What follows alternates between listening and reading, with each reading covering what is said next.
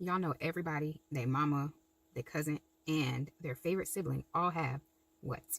A real estate license. So I just wanted to tell you guys about my story.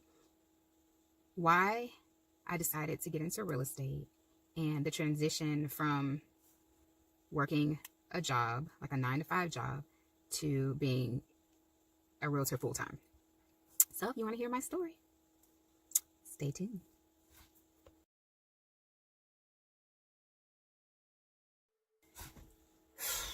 So I think it was like in 2011, I decided that, no, I'm lying. It wasn't 2011. It was before I even got married, and I got married in 2005. So this had to be like 2002-ish, 2003-ish, that one of my friends, Glenna, me and her decided we were going to do online real estate school. And we were like, yeah, let's do real estate school. It's going to be great.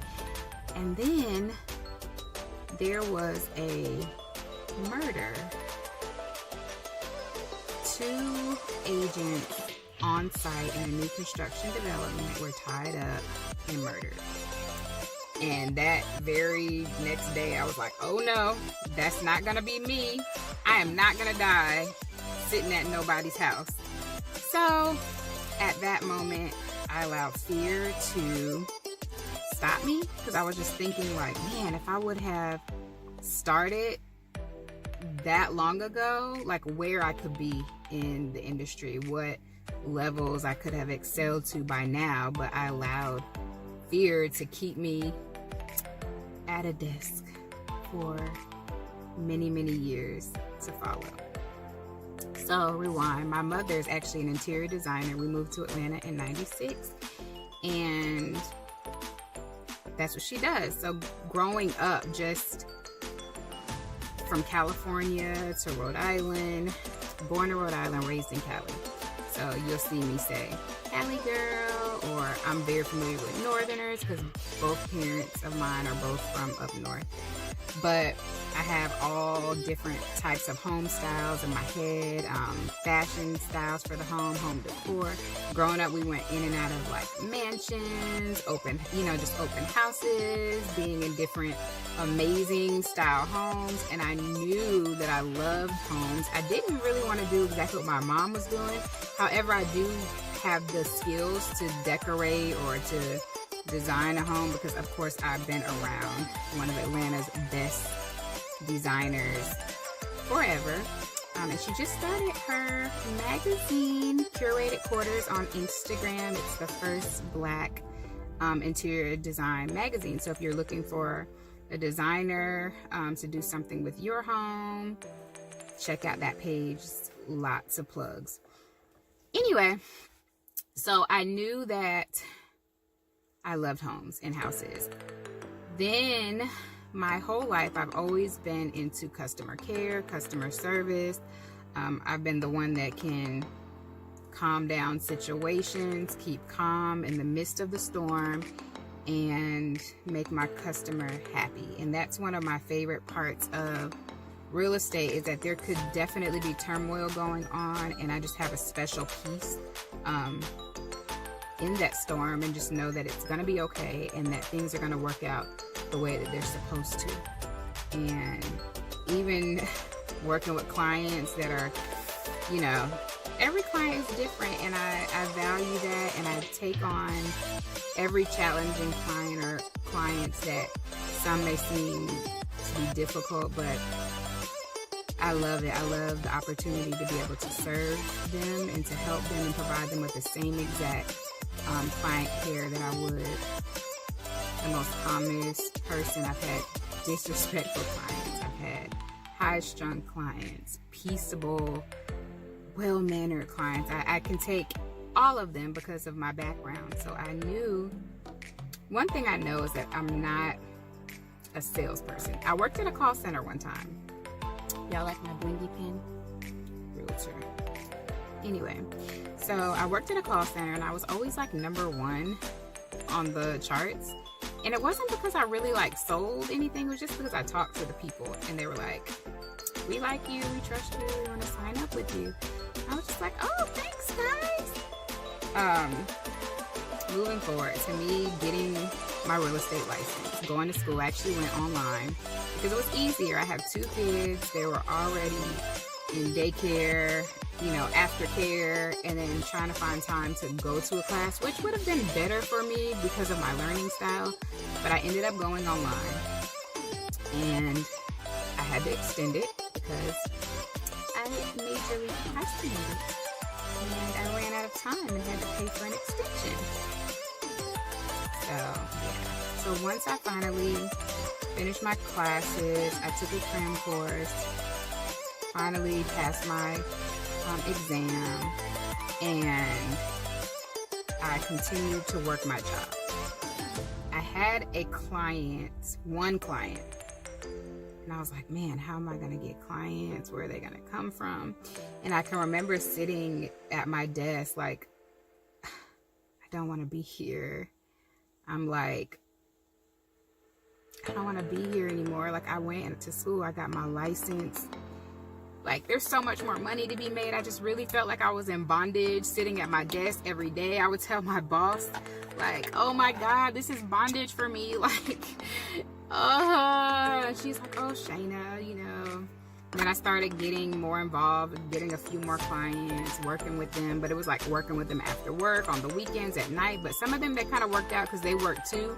Now, I wasn't really telling my clients at the time that, I work a full-time job and I can't service you till after. I would just see what their availability was, and then kind of like skate around it. I have an appointment, I'll be doing this, can we meet at 5? Whatever. A lot of it just worked out automatically, like, can we go at 5? And I'll be like, yeah, that's perfect for me. So I never knew that I was working a whole job all day, but while I'm sitting at my desk, I'm like looking at houses, making appointments, using my lunch break to do all this stuff. And by this time I knew 2 years passed. And I kept coming up with reasons why I was staying at my job. I kept coming up with reasons to not walk by faith and to remain operating in fear. One of my good friends who is an agent also had presented me an opportunity, and I really feel like the Lord used her to get me out of my comfort zone.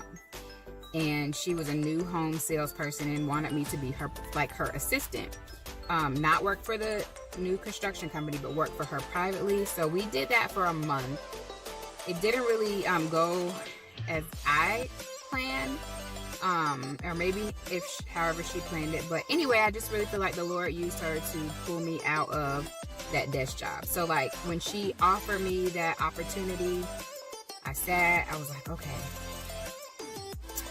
2 years, license, having a client here or there, coming up with in my mind, okay, all I really need is 1 closing a month. Like I asked the Lord, like, okay, I just need 1 closing a month and I'll be straight. Like what I was making or what 1 closing would do on an average home would probably cover me for like 2-3 months, And so I'm sitting there and I'm like, okay, I gotta go because I couldn't, if I'm not making time or operating like the business that I wanted to have and run, then I wasn't going to get an opportunity. If I'm not creating the space, the time to service a client, why should I get a client? Does that make sense? So basically, I sat at my desk for 2 years afraid, like, man, I'm not going to get anybody. No, you're not going to get anybody if you're not providing, the time, if you're not available to service someone. And I remember I had a person call me like, hey, can we look at a house? And between that opportunity that passed by me because I wasn't available when they wanted to see something like immediately, like during that week, I just couldn't, and it was a far away. It wasn't like I could go on my lunch break or anything. But at that moment, my friend offered me the opportunity. I called my husband. I was like, I'm going to quit. I'm going to be done with this. I'm going to give them my 2 weeks notice. And he's been down with it from day one. He's like, you have your license, Shana, go. And I was like, okay. So when she provided me that opportunity, it was still comfort zone because I felt like, okay, I'm still going to have income coming in, but I'm going to be on my own schedule. I'm going to be doing my own thing. And it was amazing. Like when I finally transitioned, like I'm not working here anymore. Like I gave them my 2 weeks notice. We cried. We were sad. I was scared out of my mind. But it was rewarding. And it was rewarding. And the thing with my business that I value is that I have never paid for a lead. I've never paid for anyone to work with me or anything. And I'm like, thank you, Lord, because He has definitely like given me all of my business. He has definitely placed people or placed me in people's heart or mind or whatever to work with. And in my business, I only want to work with people that want to work with me. The industry is so crazy. There's 20 agents to one person. People will steal your clients. People will work with you and then change their mind. And you know, just it's all kind of shady business. But for me, I truly believe in sowing and reaping and just treating every client with goodness and giving them my best service possible. I've only gotten better with time, so I'm happy. I've been agent now I've been licensed since 2014, so I'm in my 5th year. And it's been great. Like I have had no complaints. I've had a couple of incidences, but for the most part, everything has been good. I have not lacked. And I just thank God for the strength to understand that fear that I was walking in was an excuse. Like it was just an excuse not to grow. It was an excuse to stay lazy. It was an excuse not to get out of my comfort zone. And as we've all heard before, that good things don't come or growth can't come in your comfort zone. Like it's time to go. It's time to do something different sometimes. So I really just had to rev myself up and be like, I'm gonna do it. I'm gonna do it. And He did it. So I'm grateful. I'm thankful. And I don't know why my focus just went out. Let me see. There I go. I'm so tired. You can see it in my face. I've been out all day. I went to an agent millionaire mastermind class. I was basically bamboozled though. Anyway, that's what happens sometimes. As a new agent, you'll see if you're wanting to become a real estate agent or if you want to work with me as your agent, I'm always available. You can message me, text me. My number's in the section below. Send me an email if you have questions. Moving to Atlanta, I work with relocation clients all the time. I've actually sold some houses just through Facebook or Skype. Not Facebook, FaceTime. I don't have an iPhone, but I do have an iPad for my clients that do have iPods. But I love what I do. I have a passion for what I do.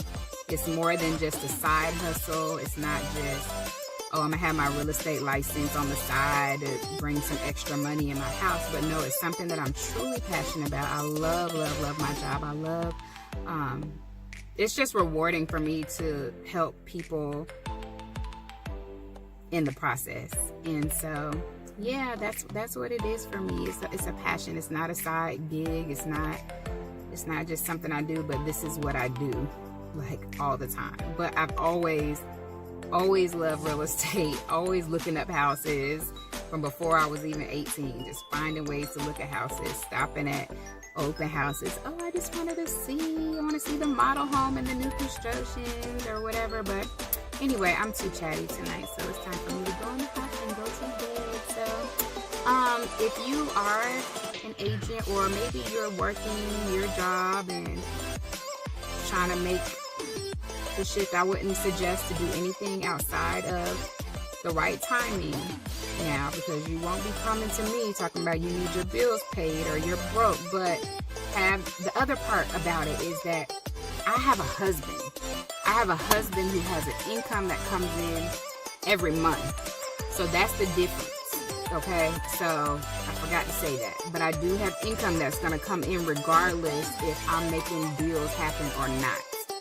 So that's important. But make sure you pray, and that you're not moving outside of God's timing as you move into entrepreneurship or whatever it is that you're supposed to be doing.